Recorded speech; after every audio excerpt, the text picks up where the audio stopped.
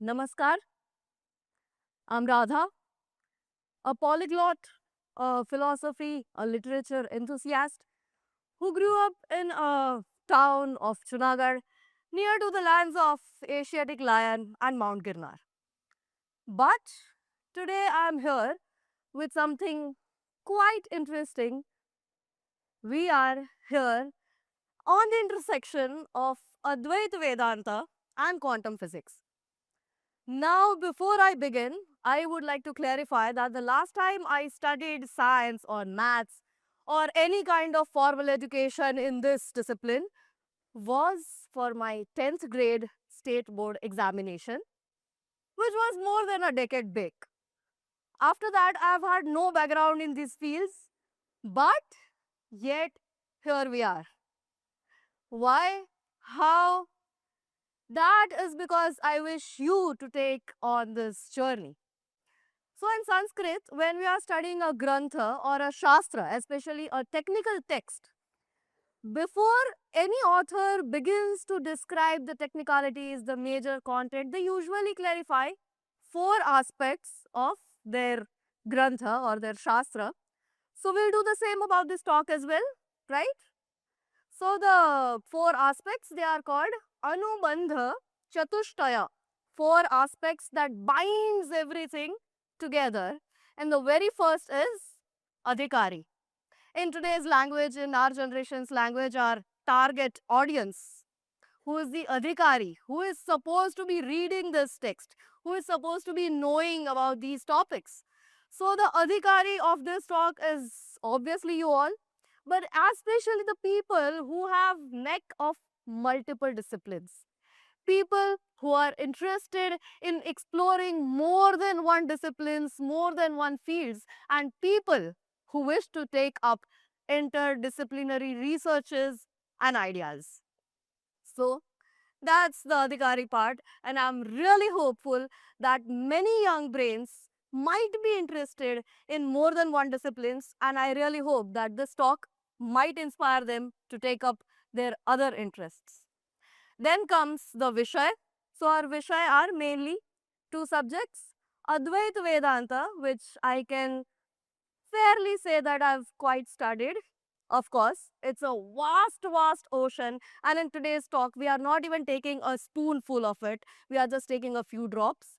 And with that, we'll be taking quantum physics, in which I have no background knowledge whatsoever, but still, here we are with the prayojan of inspiring the young brains to look into the ideas of Indian philosophy, to look into our own heritage, to look at our own roots, especially people who have a background in science, who have a neck of science, people who have spent their whole lives chasing and exploring these wild ideas of quantum physics and mechanics. I really wish that you find Advaita Vedanta equally interesting. And the last is Sambandha. What's my connection with the topic? How did I end up on this intersection and eventually at IIT talking about this topic? So, during the lockdown, I watched a lot of Big Bang Theory, the sitcom. Yes, a lot of people who have seen that. In that sitcom, this guy Sheldon Cooper rambled on and on about this particle and that particle. Of course, I did not know of any. He rambled on about his cat and some guy named Schrodinger's cat, and of course, I had to pick up my phone and I had to search the ideas. And when I started doing that, I realized that these quantum physicists, they go through the very similar kind of journey that usually Advait Vedantins go through. They have the same kind of mindset, the same kind of existential crisis that usually philosophy majors have. Very famously, a lot of time Richard Feynman had indicated that no one really understands quantum physics or quantum mechanics. He said that if you think you understand, you probably don't. And here is a quote of our very own Upanishad, which said, Avigyatam Vijanatam. Vijanatam means if you think you know, it is avigyat to you. You definitely do not know it.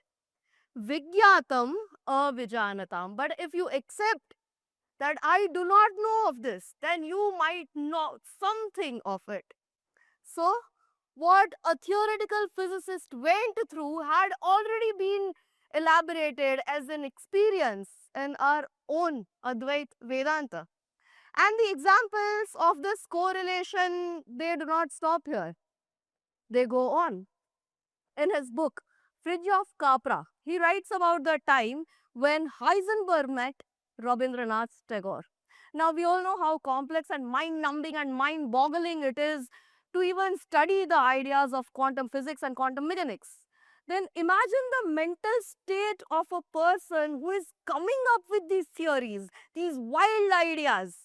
What kind of existential crisis he would be going through. Upon meeting Tagore, he realized that he is not alone on this path. There is a whole culture, a whole school of philosophy that prescribes to the very similar kind of ideas. The ideas of Upanishad, the ideas of Advaita Vedanta put his mind at peace, and he could carry on with his journey on the path of quantum physics. So, what were these ideas that gave him this peace? The very core principle of Keval Advait or Advaita Vedanta is the idea of Brahman. What is Brahman? Brahman is pure consciousness. Brahman is that globe of energy from which everything emerges. Brahman is that energy, that system that sustains everything. And when everything decays, it goes back into this pure consciousness called Brahman.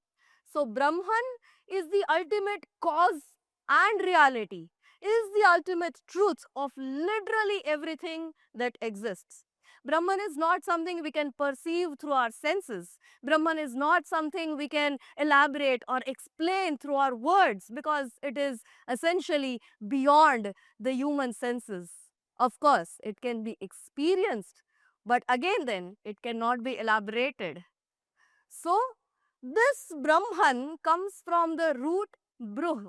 Now, the very fascinating thing about Sanskrit is most of the words, a lot of scholars claim that all of the words, but it is safe to say that most of the words in Sanskrit, they have been derived from some or other root, which are the base verbs, basic verbs.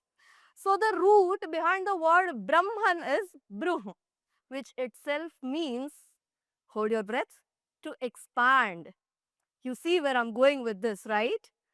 So, Brahman itself means something that is constantly expanding, something that is omnipotent.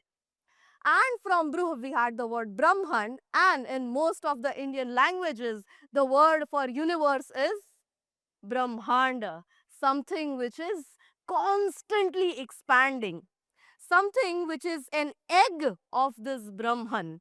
So, when we say this egg under, we are curating a boundary of the perceivable universe. So, when we say Brahmanda and under of Brahman, we are essentially talking about the perceivable, the knowable universe, which has been the center of our study, our human inquiries for so long.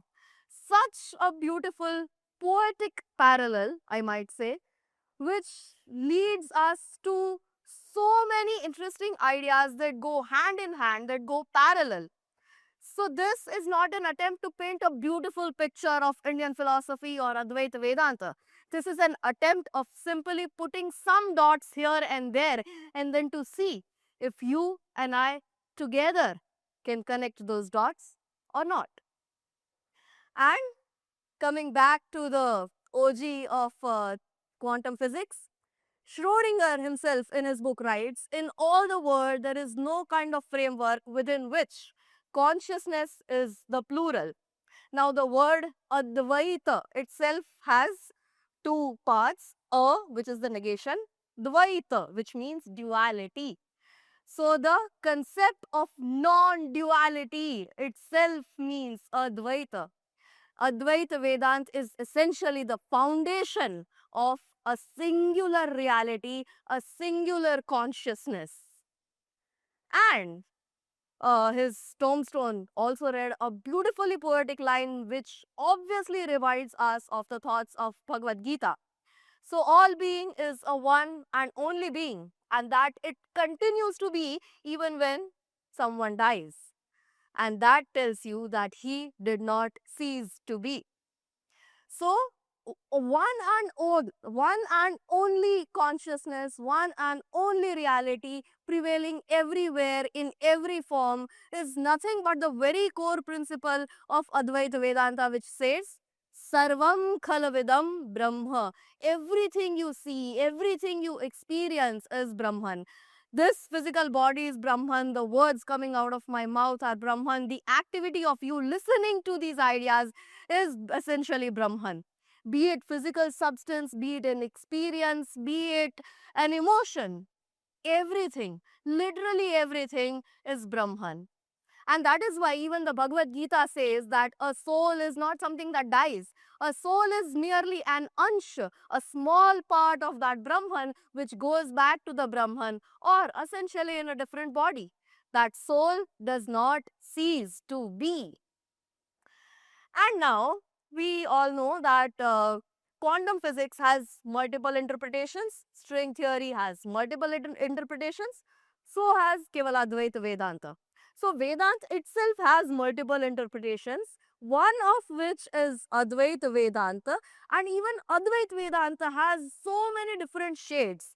They are sometimes completely contradictory, sometimes they have some nuances changed or some nuances differed from one to another. And one of the most beautiful interpretations is Drishti Srishti Vada.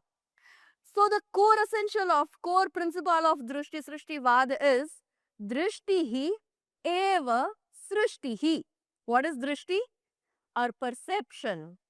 Eva, it is only Srishti, the reality, the world that we perceive, the world that we experience, or the world that we live in. It is nothing but merely our perception. Perception creates the reality. Perception is the reality. The moment you stop to perceive something, it ceases to exist in a obviously a metaphorical way, not in a literal way, in a philosophical way. And when I say this, a lot of you would have obviously thought of something similar in theoretical physics, which is observer theory, which says that an observer affects the observed. And that is why we have not been able to examine or determine the exact state of particles. Because the moment we start observing, the moment an observer enters the chat, the behavior, the qualities, they start changing. So the observer has been affecting the observed, and Vedanta has just taken a step further, saying the observer has created the observed. Such a beautiful and philosophically so profound way of looking at two different things put together. And lastly, in a very brief way, I would like to quote one of my most favorite quotes from Advaita Vedanta, which says, Manaha Spandanam Idam Jagat. Idam Jagat, this word, is nothing but Spandana. What is Spandana? A wave, a frequency, a vibration. And what does our scientific paths have told us? Where have they led us? It has led us to string theory, strings that vibrates across space-time continuum and ultimately create everything. You, I, everything is made of strings that vibrate, spandana that creates the world, the jagat, the experience, the experiencing person, and the whole process of being in a way. Such a such a vast ocean of Advaita Vedanta, such a vast ocean of theoretical physics. I practically have no idea if they go hand in hand or not. I cannot make any scientific claims. I cannot say that one will definitely inspire other or the another will definitely back this one. There are no such claims. This is just an attempt. and effort to put these things together and see if they can go hand in hand, if we can bring something beautiful out of two completely seemingly different topics and disciplines and field of studies, field of researches. What happens ahead? Does one lead another or not? Only the time will tell. Until then, the cat is dead and alive. Thank you. Vande Mataram.